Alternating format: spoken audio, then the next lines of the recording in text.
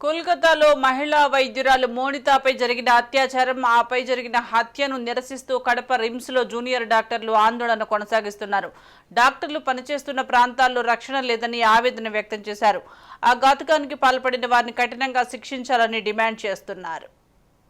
మనము ఆగస్టు 9వ తారీఖున కోల్కతాలోని ఆర్జీకర్ మెడికల్ కాలేజ్లో second year PG chest medicine చదువుతున్న మౌమిట అనే ఆమెకు జరిగిన దుర్ఘటన గురించి ఈరోజు మేము జూనియర్ డాక్టర్లము దేశవ్యాప్తంగా కూడా ప్రొటెస్టులు నిర్వహిస్తున్నాము. దీంట్లో అది స్త్రీలు అన్న వెంటనే వాళ్ళు ఎడ్యుకేషన్ పరంగాను, ఎకనామిక్స్ పరంగాను, స్పోర్ట్స్ పరంగాను ఇండియా యొక్క డెవలప్మెంట్కి చాలా కష్టపడుతున్నారు. ఇండియాని మంచి పొజిషన్లో ఉండటానికి వాళ్ళ వంతు స్వయం కృషి వాళ్ళు చేస్తూనే ఉన్నారు. అయినా కూడా రిటర్న్లో ఇండియన్ ఉమెన్కి జరిగే sexual harassments, gang rapes and murders which are tried to frame as suicides, ఇవన్నీ కూడా జరుగుతూనే ఉన్నాయి. 2012లో జరిగిన నిర్భయ కేసు తర్వాత 2024లో ఈ కేసు ఆ రోజు రోడ్ మీద బస్సులో జరిగింది. కానీ ఈ రోజున మా సాక్రెడ్ ప్లేస్, మా హోమ్ అయిన హాస్పిటల్లో జరిగింది. అందువల్లనే మేము జీర్ణించుకోలేక ఇలా ఇంత స్థాయికి దిగి ఇంత ప్రొటెస్టులు చేస్తున్నాము. ఏమైనా కానీ అక్కడ జరిగిన ఆ క్రైమ్ ఏదైతే ఉందో దానికి సంబంధించిన ట్రాన్స్పరెంట్ అండ్ ఫెయిర్ ఇన్వెస్టిగేషన్ మా first demand. Second demand, criminals ఎవరైనా కానీ వాళ్ళకి తగ్గ punishment, so that next time ఈ క్రైమ్ జరగకుండా ఉండాలి, క్రైమ్ చేయాలన్న థాట్ కూడా రాకూడదు అనే రేంజ్లో పనిష్మెంట్.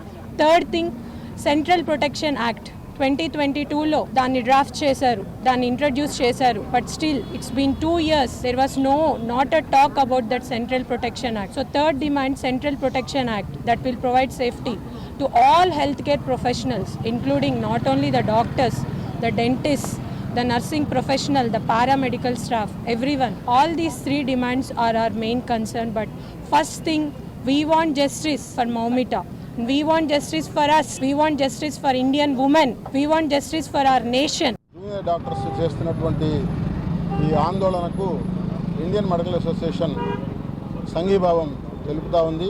వీరికి సపోర్టుగా రేపు ఉదయం 17వ తేదీ ఉదయం 6 గంటల నుంచి 18వ తేదీ ఉదయం 6 గంటల వరకు అన్ని ఆసుపత్రుల్లో సాధారణ సేవలు నిలిపేయడం జరుగుతూ ఉంది. మొత్తం డిమాండ్స్ ఏవైతే ఉన్నాయో ఆ డిమాండ్స్ అన్నీ నెరవేరే వరకు ఈ జూనియర్ డాక్టర్లు చేస్తున్నటువంటి ఈ ఆందోళనలో భుజం కలిపి ఐఎంఏ పోరాడి అన్ని డిమాండ్లను సాధించే వరకు కూడా వారికి వెన్నుదన్నుగా తోడుగా ఉంటామని చెప్పేసి ఇండియన్ మెడికల్ అసోసియేషన్ తరఫున నేను తెలియజేస్తాను. రాష్ట్రంలో ఉన్నటువంటి ప్రభుత్వ వైద్యులు, ఏపీ గవర్నమెంట్ డాక్టర్స్ అసోసియేషన్, అలాగే government doctors association of Andhra Pradesh కూడా ఈ సమ్మెకు మద్దతు తెలిపింది. రేపటి నుంచి ప్రభుత్వ వైద్య కళాశాల ఉన్నటువంటి ఆసుపత్రుల్లో 9 నుంచి 10 గంటల వరకు నిరసన కార్యక్రమం నిర్వహించాలని చెప్పేసి కూడా గవర్నమెంట్ డాక్టర్స్ అనుకుంటూ ఉన్నాము. దేశవ్యాప్తంగా పనిచేస్తున్నటువంటి మహిళలకు సురక్షితమైనటువంటి వాతావరణంలో విధులు నిర్వహించే విధంగా ప్రభుత్వం చర్యలు తీసుకునే వరకు, అలాగే ఈ సాధారణంగా డాక్టర్ల మీద జరుగుతున్నటువంటి దాడులకు నివారించేదానికి, వాటి మీద కఠిన చర్యలు తీసుకోవడానికి సెంట్రల్ ప్రొటెక్షన్ యాక్ట్ గురించి కూడా ఐఎంఏ డిమాండ్ చేస్తూ ఉంది. అది సాధించే వరకు కూడా ఐఎంఏ ఈ ఉద్యమంలో ఉంటుందని చెప్పేసి